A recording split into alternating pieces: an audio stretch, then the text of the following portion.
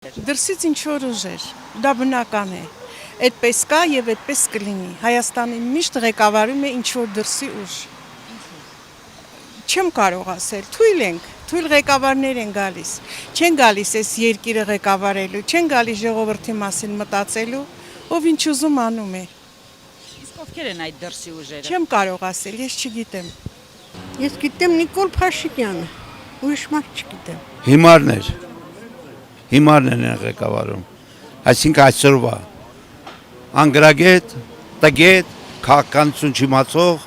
եւ այդ բնակարարում չաշխատած մարդիկ։ Հիմնական մարդկանց հանին դուրս դրանց մնացին։